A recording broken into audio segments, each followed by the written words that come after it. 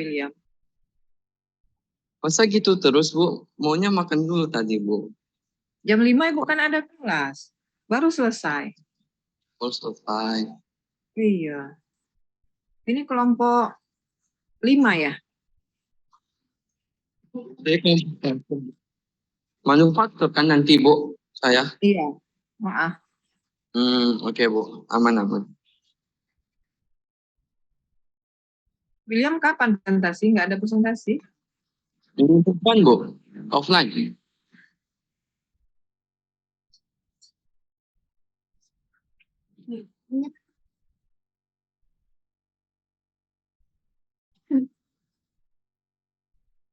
Ini udah dimulai lah ini. Siapa yang akan presentasi?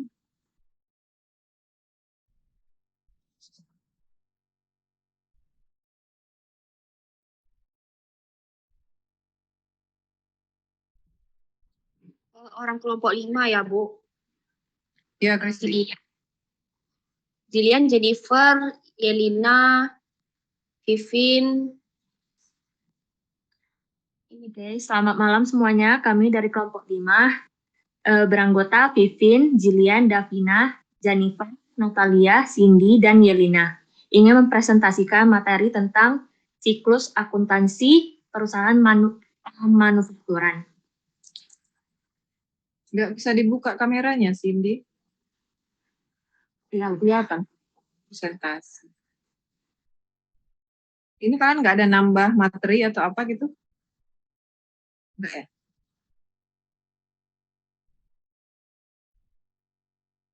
Jadi tujuan pembelajaran kami kali ini mencapai kemampuan dan kompetensi peserta untuk mengidentifikasi karakteristik perusahaan pemanufakturan, menyebutkan basis klasifikasi cost, menyebutkan dan menjelaskan akun-akun khusus dan fungsinya, mengalokasi cost atas dasar objek yang relevan dengan keputusan manajemen, menyebutkan komponen-komponen produk dan cara mengukurnya, menggambarkan aliran cost dalam proses produksi, menyesuaikan dan menutup buku, menyusun laporan cost produksi. Yang pertama saya akan membahas tentang karakteristik perusahaan pemanufakturan. Pertama, mengolah bahan baku menjadi bahan jadi yang sifatnya sangat berbeda dengan bahan baku aslinya. Hasil produksi ini bersifat berwujud dan terlihat.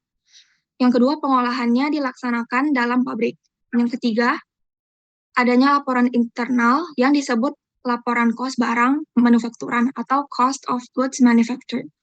Selain itu ada juga pendapatan bisnisnya berasal dari memasarkan produk barang, memiliki persediaan produk secara fisik, biaya produksinya terdiri dari biaya bahan baku atau material, tenaga kerja, dan overhead.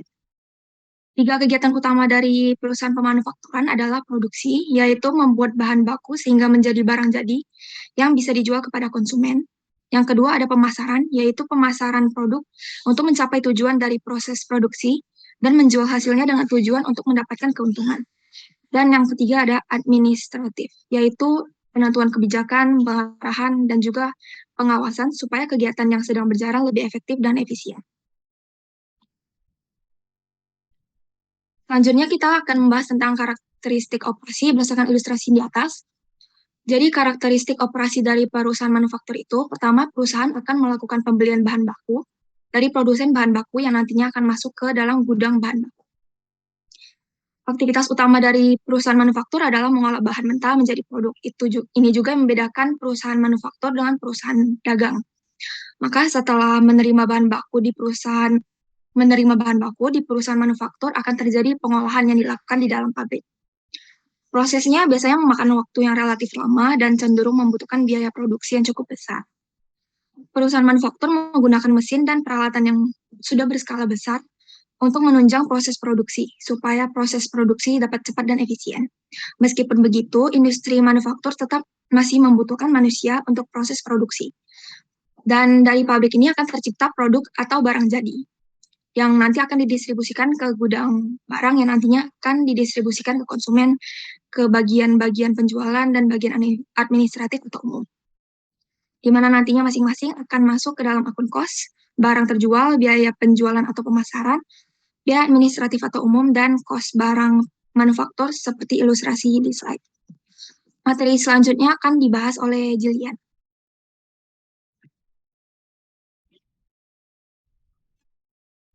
Sebelum membahas pengklasifikasian kos, di sini saya akan membahas mengenai pengertian dari kos terlebih dahulu.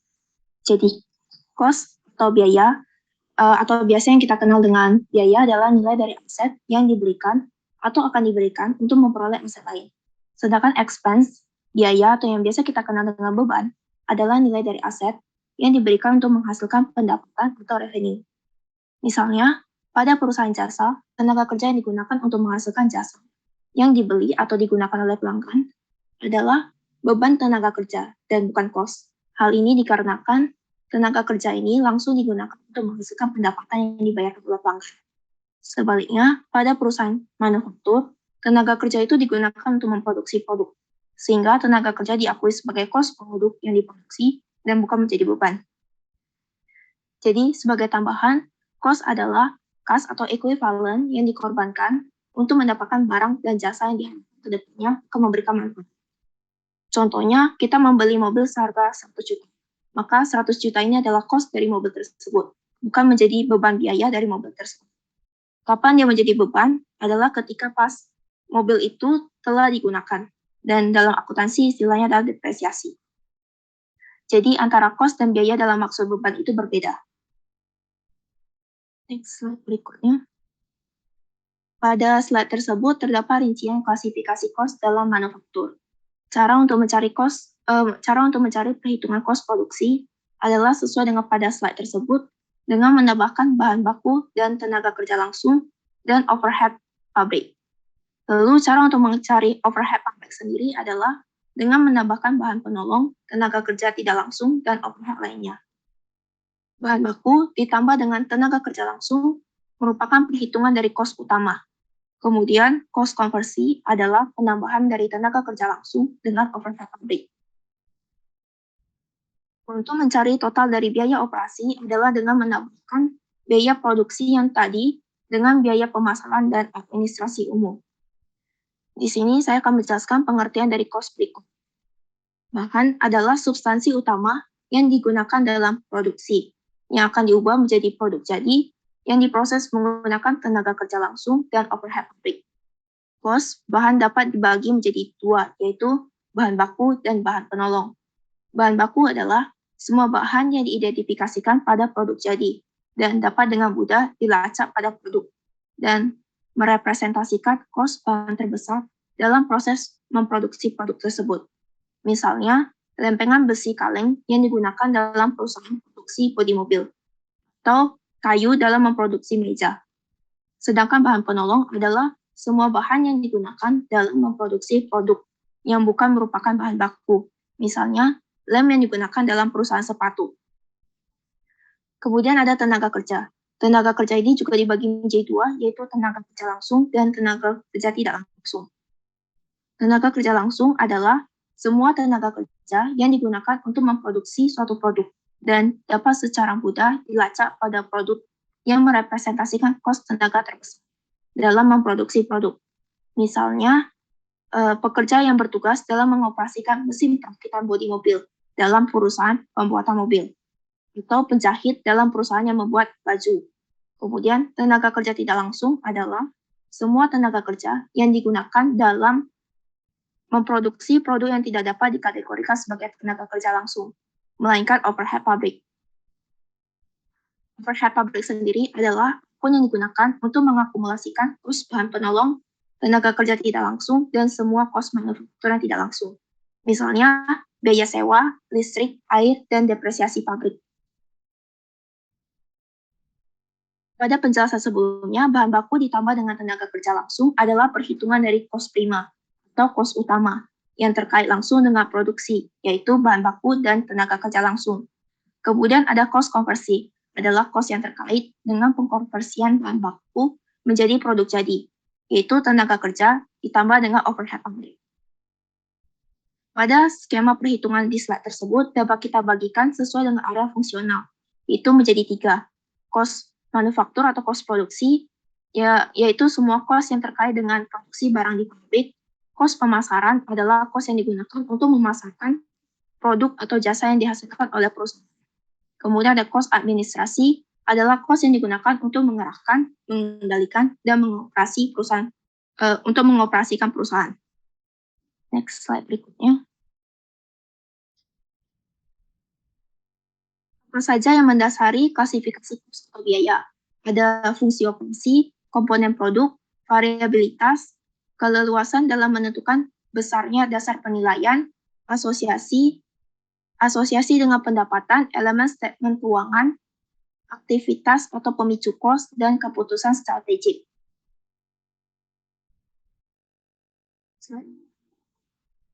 Berikut pengklasifikasian kos dari penjelasan sebelumnya.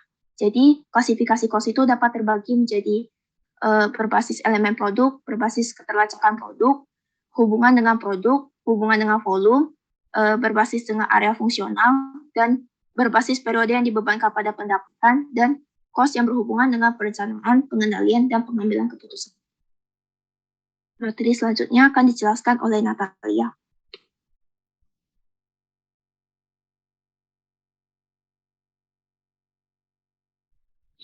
Baiklah, saya akan menjelaskan tentang komponen produk. Itu tadi dari overhead atau biasa kita disebut biaya produksi barang. Yang kedua, materia atau bahan baku. Yang ketiga, tenaga kerja langsung.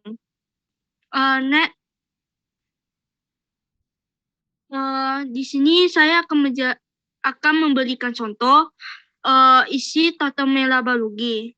Pada perusahaan Cap Gajah pada tahun 31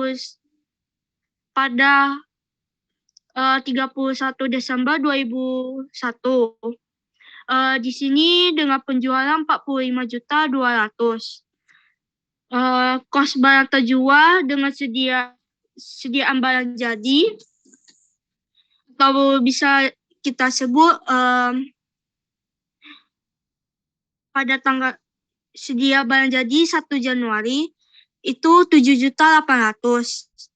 Kos barang manufaktur atau pembelian yang terjadi tahun 2001 20.714. Cara mencari total kos barang tersedia dijual itu dengan ditambahkan 7.800 ditambahkan dengan 27.714 dapat hasilnya 35.514. Sediaan barang jadi atau 31 Desember atau barang yang dijual itu 5.300. Lalu hasilnya 30.214. Cara mencari laba kotor penjualan ini dikurangi penjualan 45.200 dikurang sediaan barang atau barang yang dijual pada 31 Desember 30.214 dapat hasilnya 14.986. Selanjutnya biaya.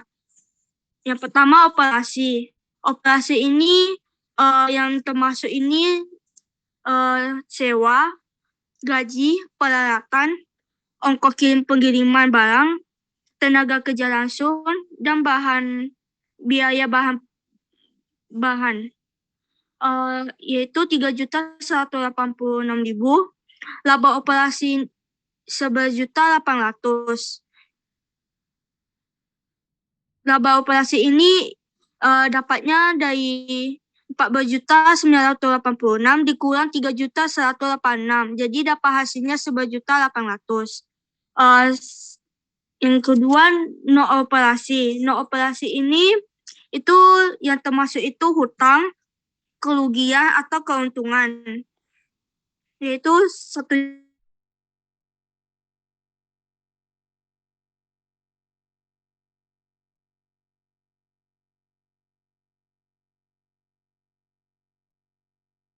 Cina 10 juta.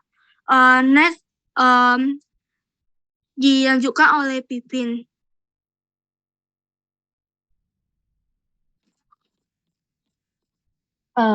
Di sini ada terlampir isi laporan kos produksi. Kita ambil contoh dari perusahaan produksi tegel. Nah, di sini ada terlampir periode 31 Desember. Pertama-tama kita lihat dulu sediaan produk yang masih diproses pada bulan Januari. Ini ada tulis harganya 2.450.000. Kita masukin di kredit. Kemudian di bawahnya kita input pemakaian semen dan pasir itu bagian bahan baku. Di bawahnya kita tulis secara rinci sediaan semen untuk bulan depan harga 4.200.000. Kemudian di bawahnya kita tulis pembelian semen dan pasir 13.400.000. Kemudian dijumlahkan menjadi 17.600.000 dan bunyi akuna menjadi bahan baku tersedia yang diproses.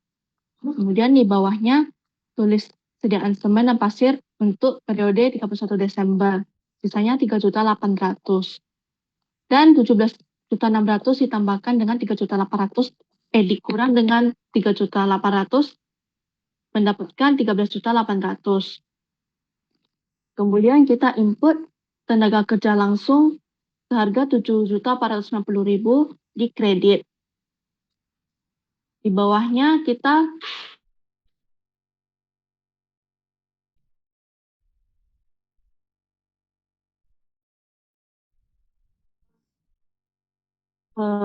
menginput bagian over penyediaan penolong, listrik dan air, asuransi, dan macam-macam.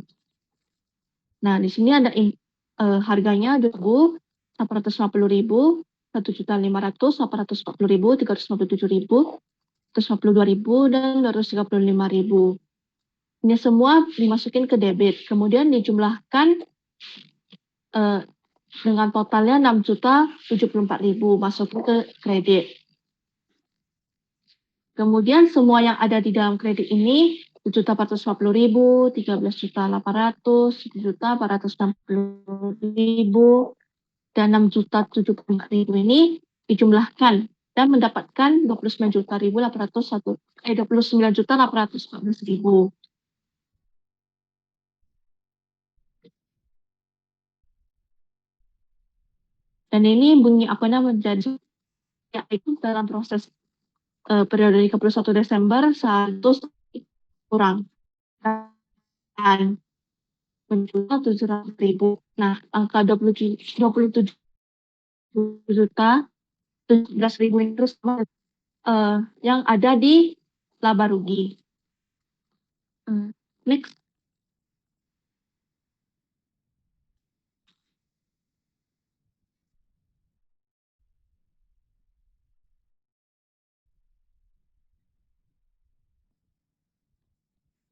Alokasi adalah proses mengidentifikasi, mengumpulkan, dan menetapkan biaya ke objek biaya seperti departemen, produk, program, atau cabang perusahaan. Nah, penyusunan laporan kos produksi memerlukan alokasi beberapa prinsip administratif dengan basis tertentu. Gaji dan upah dialokasikan ke 4 pos. Itu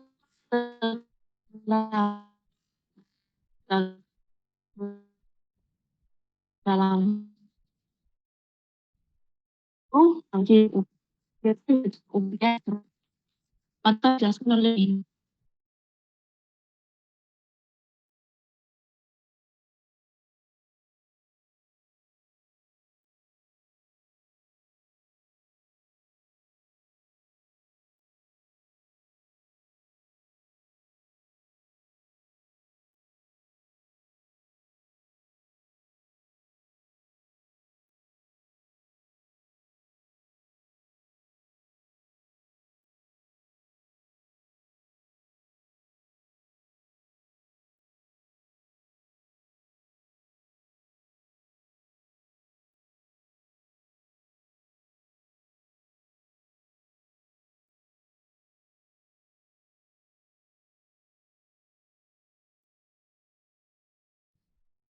Hilang suaranya ya? Iya, Bu. Iya, Ini Bu. juga nggak ada suara, Bu. Sama, Bu. Jaringannya Lihat, Bu. Iya, Bu, Bagian lihat koneksi. di kopi. dosen si kopi jangan lupa. Mbak Iya, nyebut Bu. katanya Mohon maaf karena kesalahan jaringan. Tadi sampai mana ya?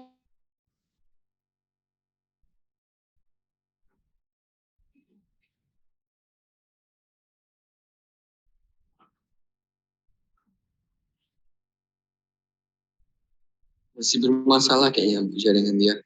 Ngajak dulu. Ya mungkin bisa ambil alih anggota yang lain.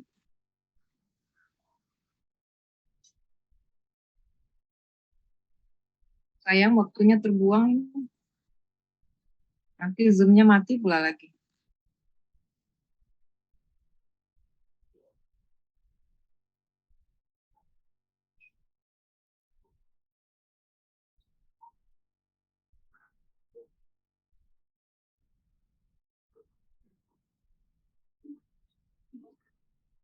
Habis paketnya kali.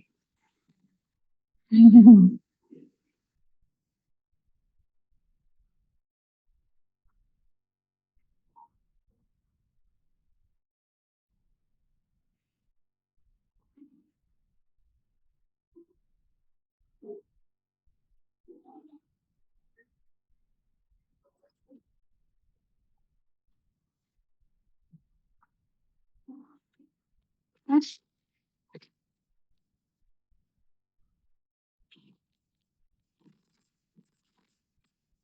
Tes 1, 2, 3 tes. Ada suara. Oke, ada. Oke. Saja. Tadi sampai alokasi kos ya. Nah, saya jelaskan ulang. Alokasi adalah proses mengidentifikasi, mengumpulkan dan menetapkan biaya ke objek biaya seperti departemen, produk, program, atau cabang perusahaan. Nah, penyusunan laporan kos produksi memerlukan alokasi beberapa komponen kos ketiga fungsi, yaitu produksi, pemasaran, dan administratif dengan basis tertentu. Gaji dan upah dialokasikan ke 4 pos, yaitu tenaga kerja langsung, tenaga kerja tak langsung seperti pengawas produksi, gaji dan upah bagian pemasaran, dan gaji upah bagian administratif. Penjelasan selanjutnya akan dijelaskan oleh Yeliza.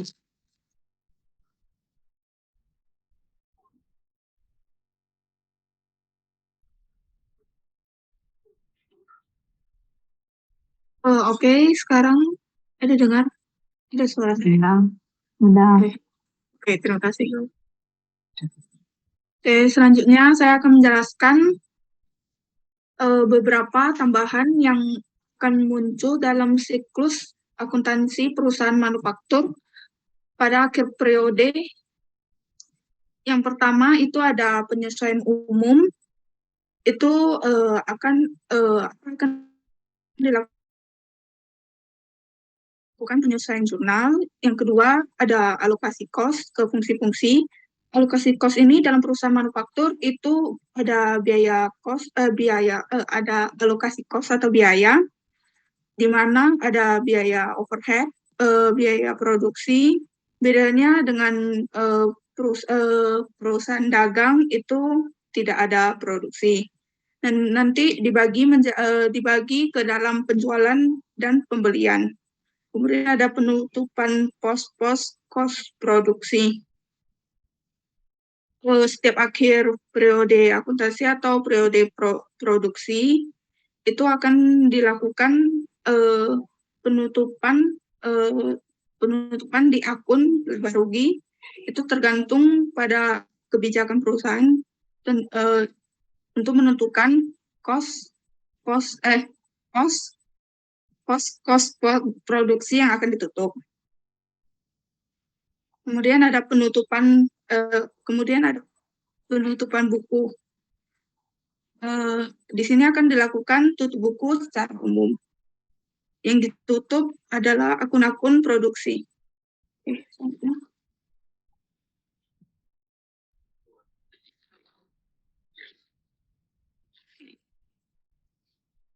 Sistem cost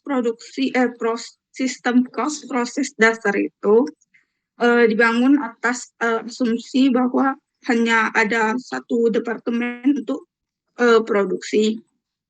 Lalu di manufaktur yang diproduksi hanyalah departemen produksi, nanti biaya-biaya produksinya yang diambil dari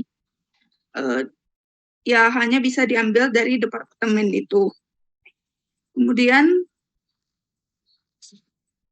rata-rata yang dibuat produk yang dibuat hanyalah satu jenis di dalam satu departemen. Misalnya departemen makanan ya buatnya makanan gitu. Karena manufaktur secara fisik yang berupa barang jadi, barang dalam proses, bahan baku, semua itu termasuk dalam persediaan. Kemudian kos produksi biasanya dihitung pada akhir periode, kemudian akunnya nanti langsung ditutup. Lalu dalam buku besar tidak ada akun pembantu. Jadi dalam perhitungan HPP atau harga pokok penjualan dan harga pokok produksi dan lain-lain, semuanya akun utamanya isinya persediaan barang jadi, bahan baku, persediaan awal dan akhir. Kemudian tenaga kerja langsung dan tidak langsung itu merupakan akun antara nanti bakalan dibagi yang mana langsung, yang mana tidak langsung. Kemudian ada biaya overhead pabrik. Dalam perhitungan biaya di dalam biaya overhead pabrik ini akan dihitung dalam perhitungan biaya produksi dan lain-lain. Yang dihitung bukan hanya tenaga kerja langsung, bahan baku, dan lain-lain. Biaya seperti listrik, air juga termasuk. Karena misalnya kita produksi menggunakan mesin kan jalan menggunakan listrik gitu. Oleh sebab itu dihitung dalam overhead pabrik.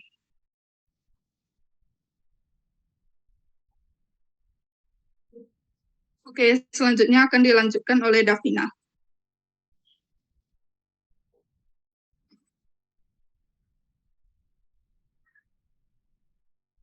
Jurnal penutup kos produksi. Pembuatan jurnal penutup pada perusahaan manufaktur tidak berbeda jauh dengan pembuatan jurnal penutup pada perusahaan dagang.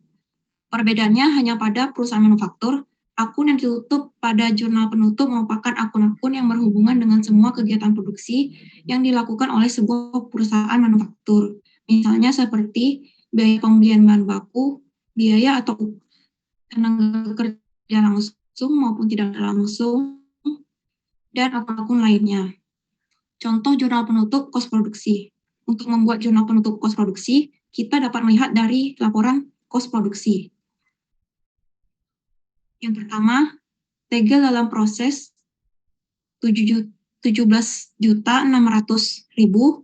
di debit, sediaan semen dan pasir 1 Januari 4.200.000 di kredit, pembelian semen dan pasir 13.400.000 di kredit.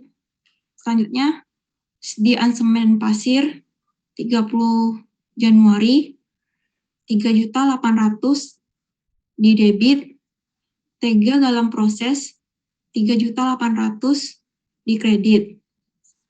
Selanjutnya, tegel dalam proses 7.490.000 di debit, tenaga kerja langsung 7.490.000 di kredit. Selanjutnya, overhead pabrik atau kendali 6.074.000 di debit. Lalu akun beban dimasukkan di kredit. Selanjutnya,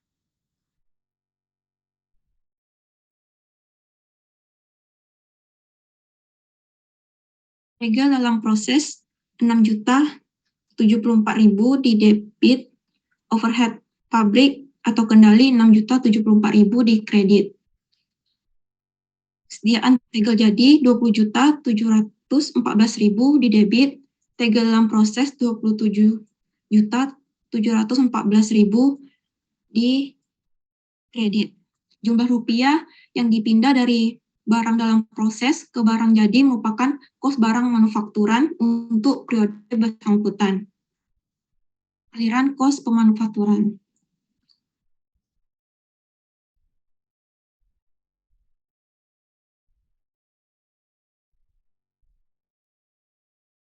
Aliran kos pada perusahaan pemanufakturan melibatkan akun-akun spesifik yang ada di pabrik.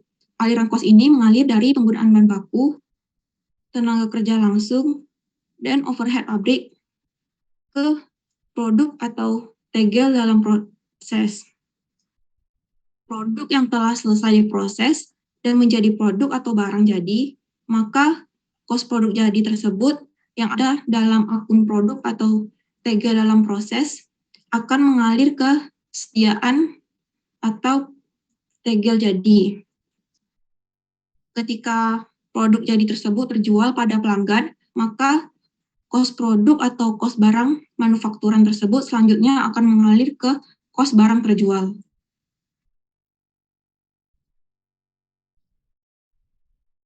Analisis akun barang dalam proses.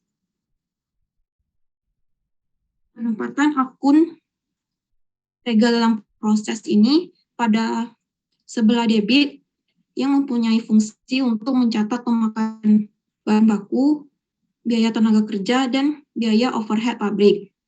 Kemudian di sebelahnya itu berfungsi untuk mencatat harga pokok atau kos barang manufaktur. Selanjutnya akan dijelaskan oleh Cindy. Untuk yang berikutnya kita off dulu. Ini tinggal 3 menit sekian. Nanti daripada putus mendadak. Setelah ini saya buka Zoom baru. Yang lain segera masuk, ya. Oke, Bu. Aman, Bu.